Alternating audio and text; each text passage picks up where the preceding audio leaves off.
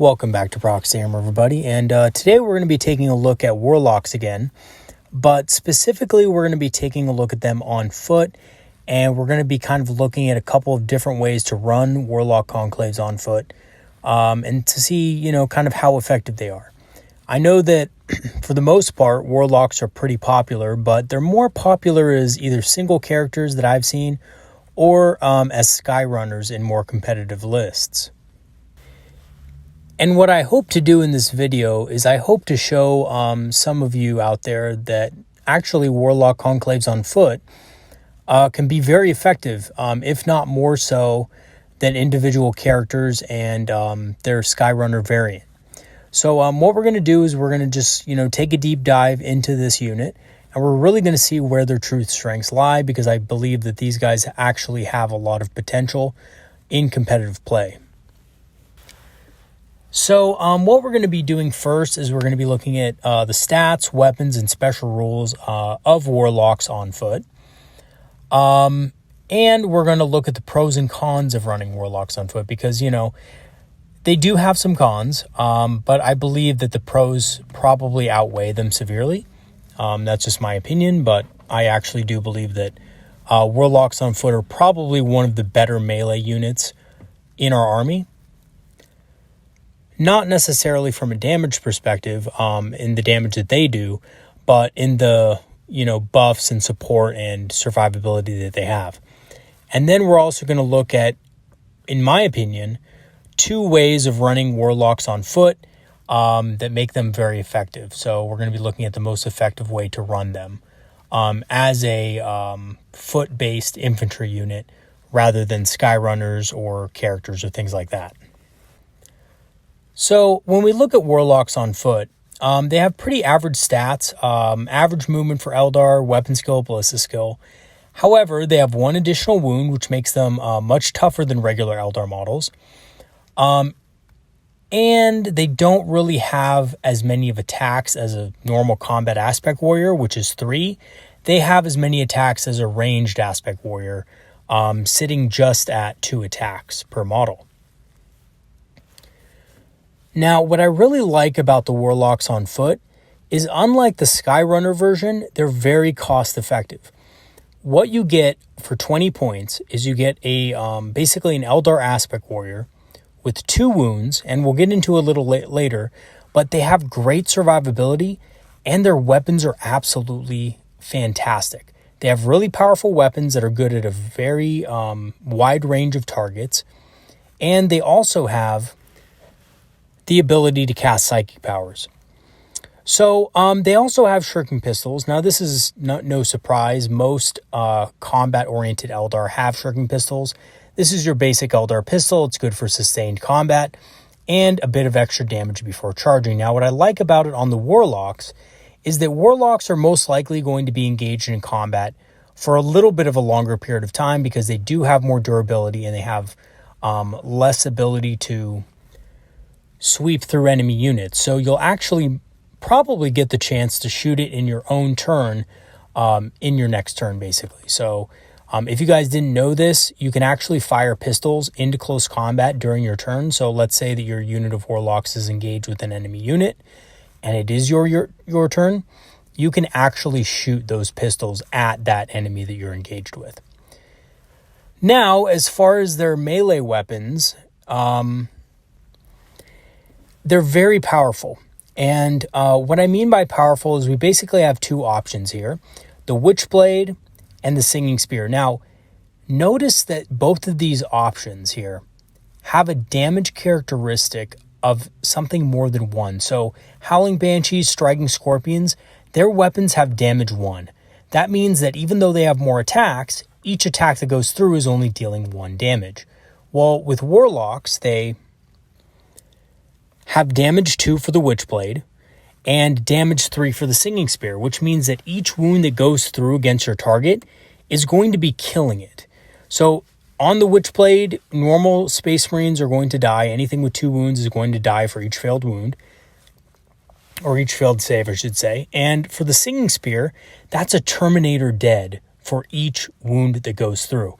Now, granted, these don't have a high AP value. In most cases, the enemy unit is going to get their full armor save. So even against the Witchblade, most Space Marines will get their full armor save against it. However, if you do choose to upgrade to the Singing Spear for 5 points, not only does it have damage 3, but it's also a ranged weapon. It's an Assault 1, range 12 ranged weapon that you can use right out of the Wave Serpent, right out of the Falcon. And it won't do that much damage against highly armored targets, but the enemies that it's effective against are basically going to be heavier targets. So things like Tyranid Warriors, Terminators, Centurions. All of a sudden, your unit of Warlocks with Singing Spears can put down so much damage on those units that they will fail armor saves. And I'll go into that in a little bit. But basically, just think about this. A 25-point model has the potential to kill more than double their points cost in a single round. So they get out of their transport, they throw their Singing Spears. Honestly, that in and of itself might kill something like a Terminator. And then they can charge in, do more damage, and probably kill a few more. So I think these guys actually have very powerful weapons. Despite them not having a lot of AP, the damage on these attacks is so good that oftentimes any failed armor save will result in that model's death. Now, in addition to this, these weapons always wound on a 2+, no matter what. And it doesn't matter what kind of target they are. It doesn't matter whether they're infantry, jet bike, jump pack infantry, vehicles, monsters, titans. It doesn't matter. Every time this weapon makes an attack, it wounds on 2s, and that's it. So, fantastic weapons, and honestly, very powerful for their cost. And Warlocks also have rune armor, of course, which gives them a 4+ invulnerable save, and this makes them very durable compared to other Craftworld Eldar models. Now, most Aspect Warriors have a 5+ invul, but Warlocks straight up have a 4+ invul save, and on top of that invul save, they also have 2 wounds, like I mentioned before. So they're actually very durable in combat and can really stick in the combat for multiple rounds if needed, allowing your other units to close in and finish the job. Now, the Seer Council ability is really good too, because basically this means that you can take a free unit of Warlocks that doesn't take up a detachment slot for each Farseer in your army. So if you have 2 Farseers in your army, you can include 2 Warlock units, which are elite choices, essentially for free, which gives you more room to work with as far as the other units in your army. If you want to take more elite choices, this gives you the flexibility to do so. If you want to take, more Warlocks just as single units, single characters, or if you want to take Wraith Lords, if you want to take Dire Avengers, this ability gives you the freedom to take these guys and also have your other units as well. So, very useful ability in general. And lastly, this unit is a Psyker. So basically, as a foot council, which is what we're going to be talking about, they get the ability to cast more powers the bigger the unit is. So let's say that the unit is a 4 to 6 model unit. So let's say you have 5 Warlocks. It's going to know 2 psychic powers, and it's going to be able to cast 2 psychic powers. And here's the thing, it's always going to know those 2 psychic powers, but as it gets less in models, so as it takes damage, if it contains 3 or less models, it will only be able to cast 1 then. But nevertheless, as soon as it gets out of the Wave Serpent, it can cast 2, and it can cast 2 as long as it has at least 4 models in the unit, which is pretty effective. Now, the other thing is this unit's extremely cheap. 100 points for a unit of 5 gets you 2 psychic powers and the ability to cast 2 psychic powers, in addition to being able to deny 1 power as well. So honestly, when I look at this unit on foot, I just see a lot of potential, not only as just a great combat unit and battle psyker squad, but also as a fantastic center to your line and something that can really support any kind of aspect warrior push or anything like that. Now, Warlocks do have a couple of unique stratagems that only they can take.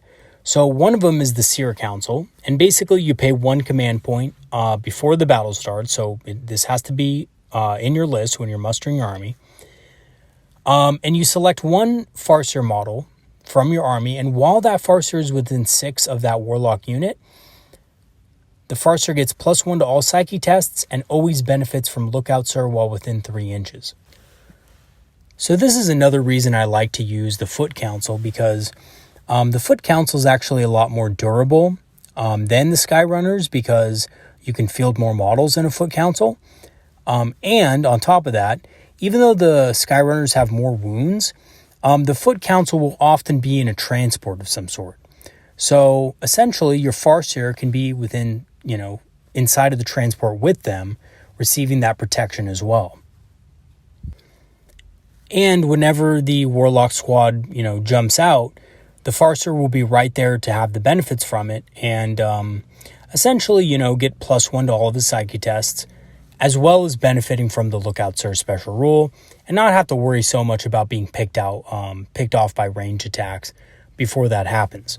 So Seer Council is a great stratagem to put on a Warlock Foot Council, because honestly, it's just more durable and will probably last longer in the battle to give your Farseer those bonuses.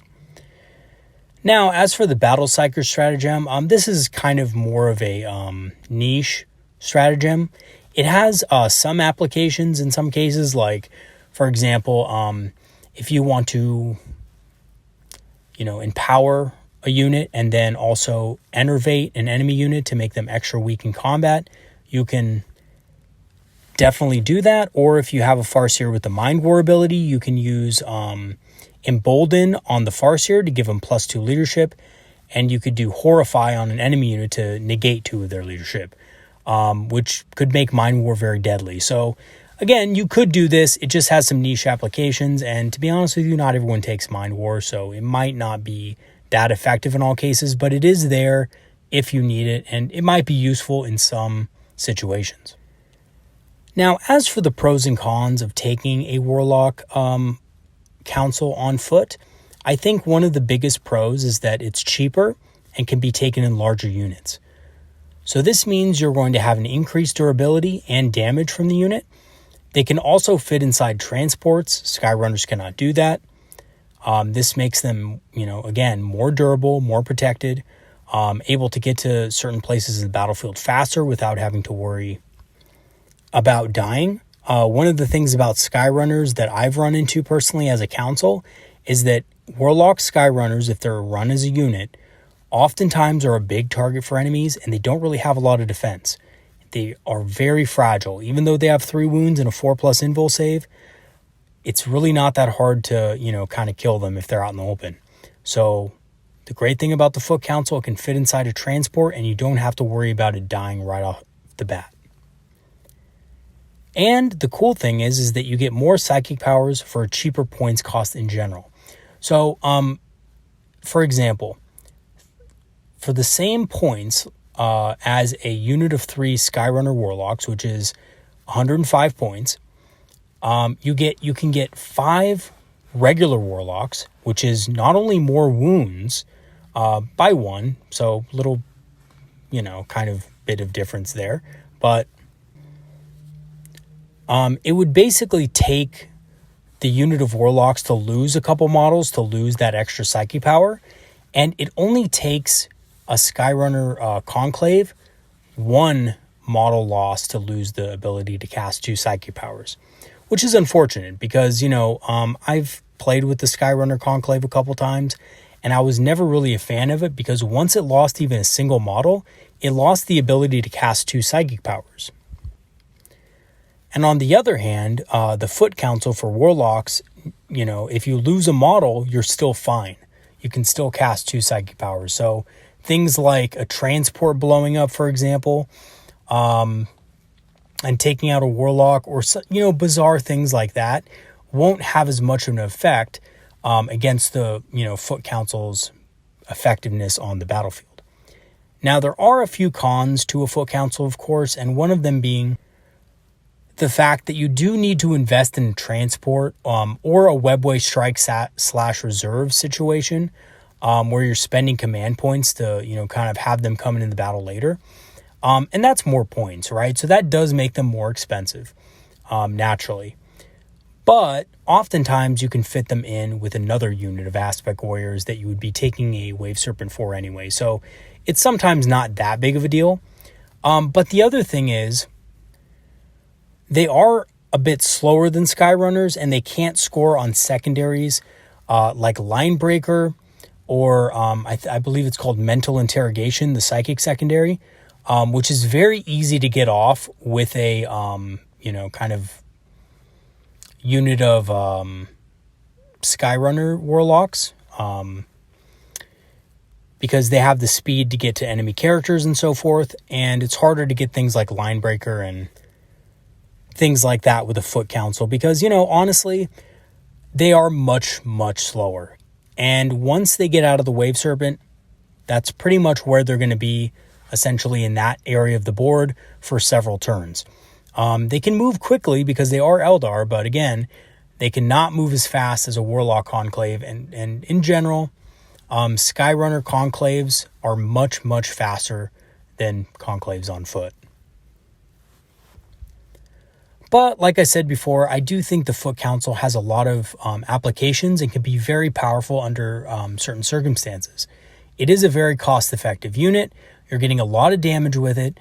And the way I feel the most effective way to run them is as a unit of 5 in either a Falcon or a Wave Serpent. Now, basically unit of 5 because, anything more than that and it's more susceptible to blast. But they also have access to the full range of psychic powers that the unit can get. They can cast 2 psychic powers and no 2 psychic powers as a unit of 5. And this lasts for as long as the unit has 4 or more models. So as soon as they lose 2 models, then they can't cast that anymore. They can't cast 2 powers. But they can still cast 1 and they still know 2. And they're very durable and they can easily fit into a Wave Serpent or Falcon to support a push. So when I have been playing, I've basically devised 2 ways in which I think Foot Councils can be very effective. The first kind of build I like to call the Battle Mages. And I'll tell you why I call them that in just a second. But basically it has to do with them being a support combat unit. And the second build is called the Psychic Storm, which I'll also get into why I call them that. But basically it's an offensive build. So the Battle Mages is basically a unit of 5 in a Wave Serpent or Falcon, and they're going to be used with, Conceal or Reveal, Protect, and Jinx when supporting a shooting push. So if you have a lot of Dire Avengers in Wave Serpents, a great way to use these is to use, in my opinion, Conceal / Reveal and Protect / Jinx to lower enemy armor and to also make them basically lose whatever cover bonuses they were getting. So this makes the Dire Avengers even more deadly than they usually are. However, they can also be used to support a melee push with Enhance and Drain or Empower Enervate when you have units like Howling Banshees, Striking Scorpions, and Shining Spears charging into enemy units. So not only does this unit provide great psychic support for not only shooting units, but also your close combat units as well. And the thing I like about this unit also that I don't really mention here much is that they can throw themselves into enemy units and muck them up and basically just hold enemies in place while the rest of your army comes and sweeps them off. In that example where I gave you earlier where you had the Dire Avengers coming out of Wave Serpents, well, this Warlock Council can be used to tie up an enemy unit that might be a big threat to your Dire Avengers to prevent enemy units from retaliating. I recently had a game, for example, where I had a unit of Warlocks that I took to support a Dire Avenger push, and they actually held up quite well against enemy units and prevented them from doing a lot of the retaliation damage that they would have done to the Dire Avengers in return. So my Dire Avengers got to shoot, and whatever they couldn't kill, the Warlocks engaged. to prevent them from doing anything to the Dire Avengers. And this allowed the Dire Avengers a precious second round of shooting, which honestly was very devastating. Now, the other thing they can do is they can push, or I should say support a push of melee units. So Wraith Blades, Striking Scorpions, Howling Banshees, they're very good at supporting these pushes. Enhance on a unit of Howling Banshees or Striking Scorpions can be absolutely devastating. And honestly, using either Enervate or Drain on an enemy unit that's engaged with a unit of Wraith Guard can make them super hard to kill, even harder than normal. Even enemies that would normally be wounding on 5s are now going to have to wound on 6s against Wraith Guard in combat. That's absolutely going to be impossible for your opponent to actually kill those units in combat. So very effective unit. I think the Battle Mage build is a very effective support unit as well as a damage multiplier. So honestly, this is probably the most common way that I've run Warlocks in the past games that I've had in this edition with them.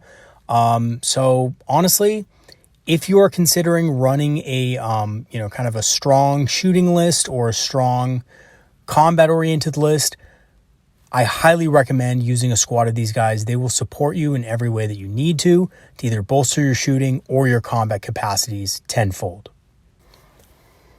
Now, the next build is called the Psychic Storm. Now, this is a little bit of a different way to run the Warlock unit, but it can be very effective under certain circumstances. So basically what this is there's two ways to run this. Either 2 units of these, which means 4 to 5 models in a Wave Serpent with 2 single Warlocks and or a Farseer, or what I like to call the Mini Storm, is when you have 1 unit of 4 to 5 and a Falcon using its Cloud Strike ability with 2 single Warlocks or a Farseer and a Warlock in the Falcon as well. So obviously a squad of 4 Warlocks with 2 single Warlocks or a Farseer and a Warlock combination together would fit inside of a Falcon. So basically the unit takes whatever powers. Quicken and Restrain is probably the best one for utility to stop enemies from using actions and things like that turn 1. But it doesn't really matter too much which powers you pick because these Warlocks and Farseers are a mortal wound bomb. So basically what you're going to do is you're going to drop these guys off in front of an enemy unit that you want dead. And you're going to unload a combination of Smite, Executioner, Crushing Orb, etc. onto the enemy unit that you're going to be attacking. And this is in addition to whatever shooting attacks you bring along as well, whether that be Singing Spears, for example, or Shirking Pistols. This can do devastating mortal wound damage to enemy units. So if you're using the Mini Storm, that is 2 offensive psychic powers from the Warlocks. And on top of that, whatever characters you have in an extra Warlock or a Farseer with offensive psychic powers, those mortal wounds will really add up very quickly. And if you have a 2 units of these in a Wave Serpent with 2 single Warlocks or a Warlock and a Farseer, that will multiply your mortal wound damage by a lot more. And you're going to be doing a lot of mortal wound damage to any enemy units.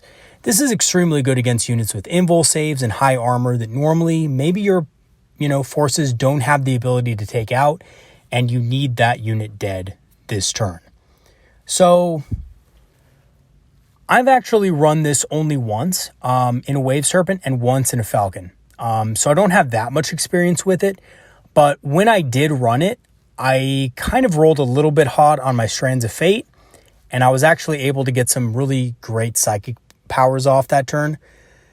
This is risky because you do run the risk of your opponent being able to cancel a lot of these. If he has enemy psychers in the vicinity or he has any kind of psychic defense abilities, then he could very well shut this down and your unit's not going to be very useful. So I do think this, while this build is it worked for me in a couple games, I don't think it's going to work for everybody against every single opponent. I don't think it's something that, is always just going to be super powerful no matter what you do. But it could be useful in some circumstances, and honestly, it's a lot of fun. I have to admit, when I ran this unit, I had an absolute blast just landing near my opponent and then basically throwing out 3 smites, actually 4 smites, including the Farseer, an Executioner, and of course, to finish it off, using a command point to use the Crushing Orb ability as well. Basically just devastated his unit of Eradicators. And to be honest with you, it was really funny seeing the look on his face when he realized that I landed outside of 12 inches and didn't have any intention of assaulting his unit whatsoever, just using psychic powers to basically blow the unit off the table. So it can work in certain circumstances. It's just that if your opponent is, again, if he's aware of what you can do, it might be a lot harder for you to actually pull this off. But the good thing is that if you are in a Falcon, you can kind of wait until your chance to strike. And here's the other part about this. If you don't have a good opportunity to use this ability, this unit can easily be converted into a battle mage build. Essentially, just because you have the Farseer and extra Warlock in there, doesn't mean that they can't perform well as a support unit as well in a pinch.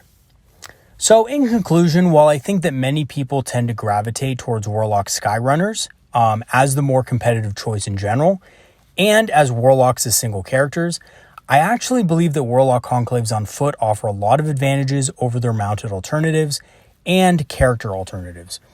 And that includes increased durability, a lot of versatility in their means of delivery via Wave Serpent or Falcons, and the damage potential that they have just makes Warlocks on foot a vital unit for supporting any kind of push, whether it be shooting or assault, and just being able to devastate enemy units. And again, these guys aren't a bad melee unit as well. Yes, they have less attacks and overall less damage than units like Howling Banshees and Striking Scorpions, but each wound that they do cause is going to guarantee a kill on an enemy unit, as well as being able to tackle a much larger range of enemies than Howling Banshees or Striking Scorpions could ever possibly dream of, because of the fact that their weapons always wound on 2+. It doesn't matter if it's a vehicle, monster, heavy infantry unit, light infantry unit, whatever, they're always wounding on 2+ no matter what. So it also makes them a very versatile unit that really just can deal with anything. And to be honest with you, even Titans are still wounded on 2+ from these guys.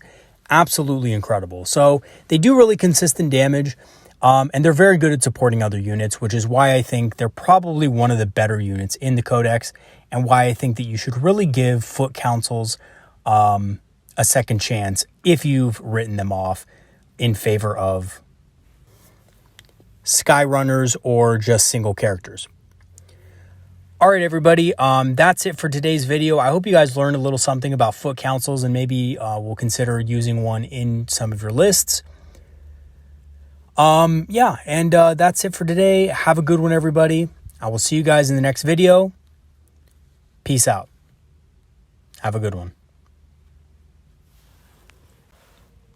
Oh, and of course, if you guys have anything to add in the comments about your experiences using foot councils, be sure to leave a comment below. I always appreciate your feedback, and I love responding to your comments. Have a good one, everybody.